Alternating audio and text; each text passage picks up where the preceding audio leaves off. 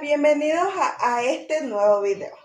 En este video vamos a hablar sobre la educación en la actualidad, pero no solo de describirla, sino de analizarla de una manera más crítica. Hoy en día la educación no solo depende de lo que se enseña en clase, sino también de muchos factores como la cultura, la sociedad e incluso la política. Si nos ponemos a pensar, muchas veces seguimos viendo clases muy tradicionales, donde el profesor casi habla todo el tiempo y el estudiante solo escucha, copia y memoriza. Pero aquí surge una pregunta muy importante. ¿Realmente esto ayuda a formar personas que piensen por sí mismas? Porque aprender no debería ser solo repetir información, sino entenderla, cuestionarla y aplicarla en la vida real. Por eso, en este video vamos a analizar algunas ideas de autores importantes que proponen una educación más crítica, participativa y transformadora. Problema actual. Si observamos la realidad, la educación tiene varios problemas, pero muchas veces pasan por desapercibido.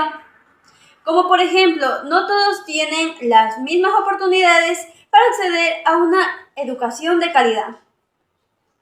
Y eso genera una gran desigualdad. Además, en muchas aulas todavía se prioriza la memorización.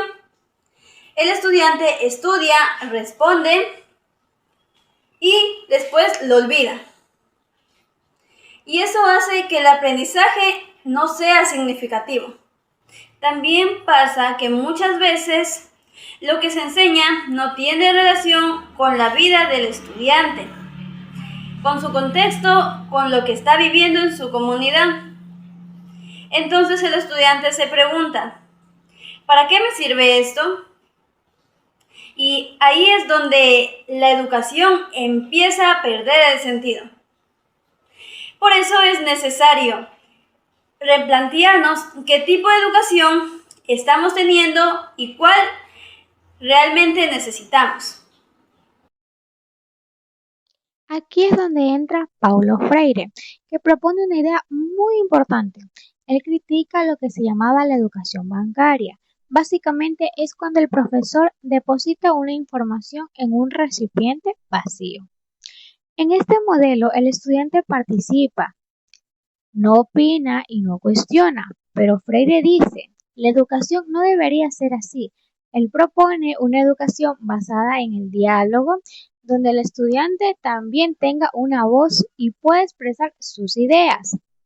Además, él planteaba que el estudiante debe ser un ser consciente entre la realidad y entender lo que pasa alrededor de ella. Porque la educación no solo es cuestionar, sino aprender, desarrollar conciencia, capacidad para transformar la realidad. Es decir, no solo se trata de aprender, sino también de combinar cosas para las demás personas. Esta idea también está Jaron y M. Selaren, que hablan sobre la pedagogía y el pensamiento crítico. Ellos decían que la escuela no es solo un lugar neutral, porque dentro de ella también se reflejan los problemas, las ideas, la sociedad, como la desigualdad, el poder y la injusticia, pero al mismo tiempo la escuela puede ser un espacio donde se generan cambios importantes para la sociedad.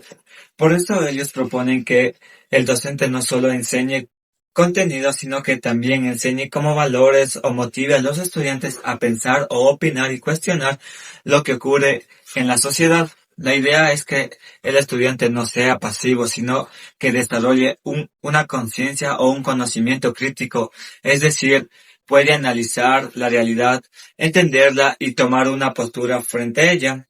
Así la educación deja de ser solo académica y se convierte en una herramienta para la sociedad o la transformación hacia la sociedad. También tenemos a Bernas, que habla sobre la importancia del diálogo en el aprendizaje. Él dice que aprendemos mejor cuando intercambiamos ideas, debatimos y escuchamos diferentes puntos de vista.